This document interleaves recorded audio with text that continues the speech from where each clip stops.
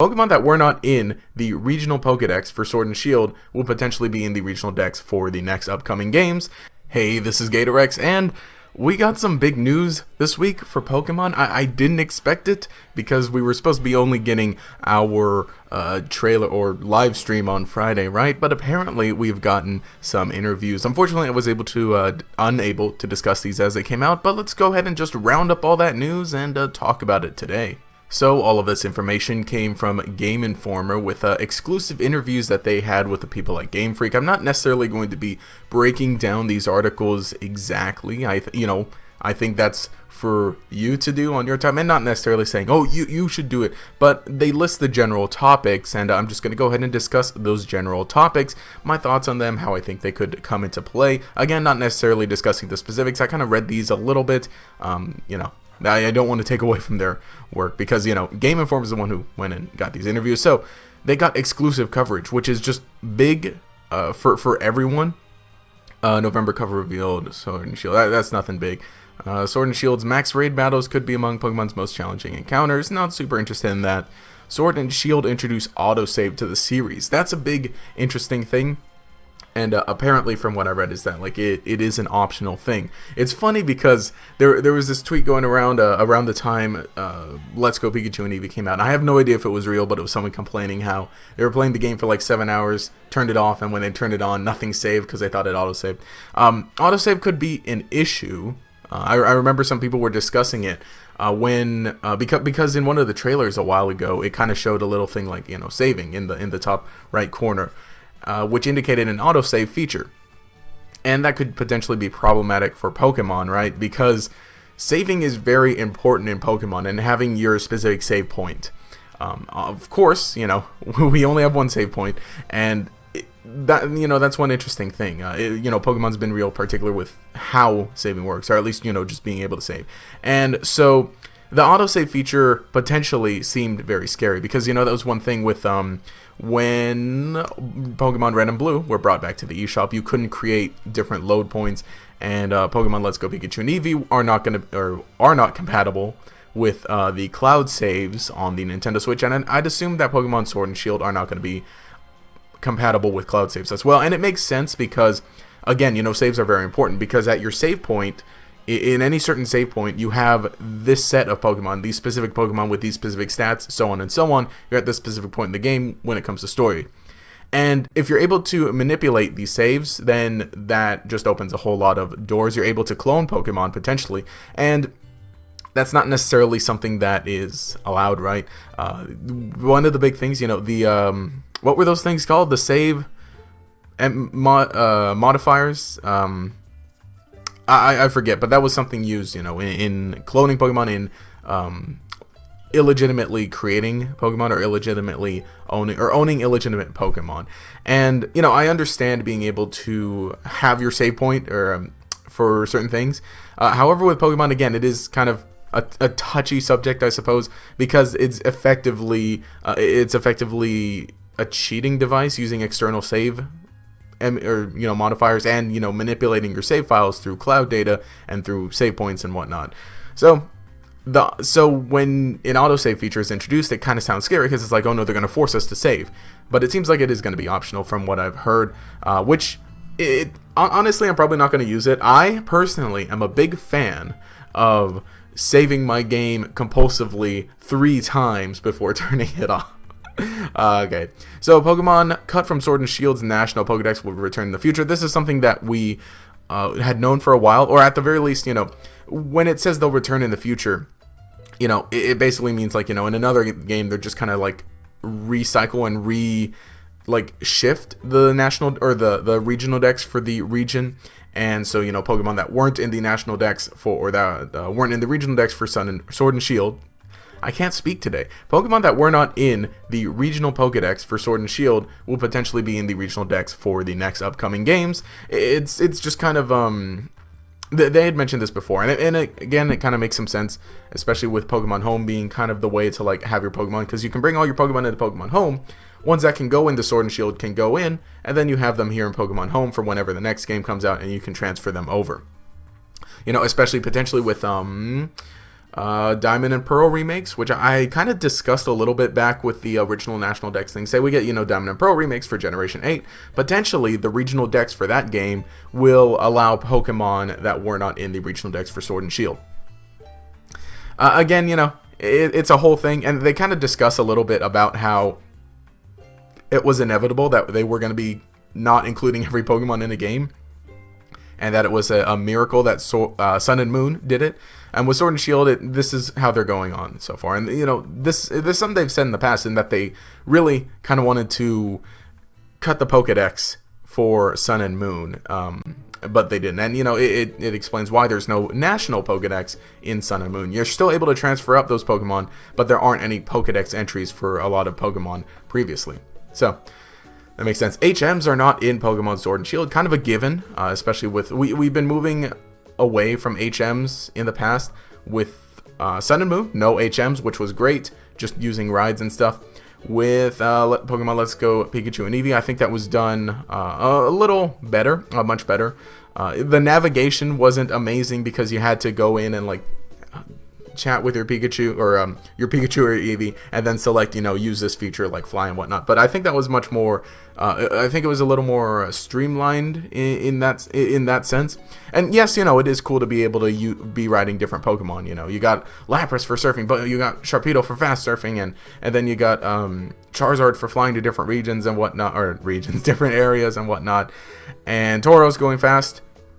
I think in Let's Go it kind of worked out maybe a little better, but it'll be interesting to see how it goes with Sword and Shield. But good, because HMs are dead. Good. EXP share is baked into Pokemon Sword and Shield. You no longer have an item to divvy the experience throughout your party of Pokemon, and it's automatic. I didn't exactly read if this is going to be optional, but again, there's something they've been going to, direction they've been going towards. Pokemon Let's Go Pikachu and Eevee. There are so many games, I can't keep up with the names, but Pokemon Let's Go Pikachu and Eevee was basically the same way, where all your Pokemon would be getting the experience from battles and from just catching Pokemon. I mean, why not? Okay, at the same time, I understand it's kind of a thing of well, they didn't participate in the battle, so why are they getting experience? Or, oh, it's easy baby mode, but honestly, I think it's so much help. It's very helpful. Because just if you have Pokemon sitting in the back, they can be gaining experience, whether it's for your playthrough or whether in the post game, because especially with the post game, when it comes to this is a big thing for the post game, and honestly, if it wasn't in the post game, I think that things would just not be as amazing, right? Because when you look at it this way, right? Especially with hyper training, because hyper training your Pokemon needs to be level 100. And for just additional things, when you've already got your Pokemon all set for the EVs, but they just need to gain some levels, they need to get at least to level 50 or so if you're going to be playing flat battles. You need to train a lot of Pokemon. You need to raise a lot of Pokemon up some levels. And especially if they're going to be Pokemon that evolve at level 60 something, then yeah, you need to get them to that level. And it's not necessarily going to be that one Pokemon that one time. Okay, I'm going to be training this one Dratini all the way up to Dragonite. And then you finish that, and then you start a new one. Normally, you set up a bunch of these Pokemon for EVs, and you're okay, they're all good, just need to EVs and IVs, right? Okay, they're all good, just need to raise their levels. You're not going to train them one by one. And having one EXP share isn't going to do the trick. Having 2 XP shares is a little better, which is something that was welcome in the last time we had that. But having an EXP all like this, just going to be so much easier. Again, whether you want to believe that this will make the game easier, I think this is a good, personally for me, who's going to be training up a bunch of Pokemon in the post game and making a lot of teams, if I get the chance to, this is a big help. Pokemon Sword and Shield have mechanics to let you use your favorite Pokemon competitively, and I was hearing about this. Let's see, the Pokemon Studio teased new mechanics that will help you use your favorite Pokemon in high-level matches. I heard about this, and some people were saying that from the interviews, it sounded a lot like nature changing, nature manipulation, and if that is true, then that's real interesting, because they had said something like, well, a lot of people spend time training these Pokemon and breeding these Pokemon, hatching and whatnot, and they were talking about how this was from a previous interview. They had said this, and this one too as well, and that they didn't necessarily want people to spend so much time working on this, and I think that's a lot better, because in the past few years, it's gotten so much easier to get good competitive Pokemon. In Pokemon Let's Go Pikachu and Eevee, it is a breeze, and it is so, like, good and easy. Just easily just, like, set the nature. You can set the nature of Pokemon you encounter. You can just keep encountering and chaining that encounter for the Pokemon, and then their IVs will be increasing. And even then, if you catch them and they don't have amazing IVs, you can just pick up gold bottle caps for free. That will help with that. And again, you know, then the burden becomes getting that Pokemon to level 100, but with the EXP share or EXP all, it works. So it's just gotten so much easier to make competitive Pokemon in the past few years, and if they want to do that with this, and then that's great. And one thing they say specifically is they don't necessarily mention that, I suppose, in the interview, but that's what a lot of people were talking about, nature changing. And if that is something, then I think that's going to be a lot better, because say, you know, you have a shiny Pokemon, right? That's very sentimental to you, like me. My very first shiny Pokemon I caught is a Quagsire. It was a Wooper when I caught it, but it's a Quagsire right now. It has a pretty bad nature for Quagsire. So if I can transfer up my nice, beautiful, shiny Quagsire into Sword and Shield, change its nature to a beneficial nature, as well as manipulate the IVs in with, you know, the bottle caps and whatnot, or addition with hyper training or additional features, then that's just amazing, because now my very sentimental Pokemon is competitively viable. Even, you know, say you have like a Pokemon all the way from Ruby and Sapphire, right? That's very important to you, and granted, it's in the regional Pokedex for Sword and Shield. If you are able to transfer it up to this, and not only this game, but say in like a future game where it is going to be in the regional Pokedex, they're going to carry over these mechanics. If, say, you really want to use the very first Blaziken from your Pokemon Ruby and Sapphire, you can transfer it all the way up into Sword and Shield and make it competitively viable. And something like that, I think, is great, is revolutionary. And by the way, yes, I checked, Quagsire is in the regional Pokedex for Sword and Shield, so I got my shiny purple buddy all ready to go, which, where is he? Where? I got this pink Axolotl when I was at the Aquarium of the Pacific a while ago. So, see, we got the shiny purple Quagsire, shiny purple Wooper right here. So I think this is the biggest news to come out of this, the best feature that's been revealed.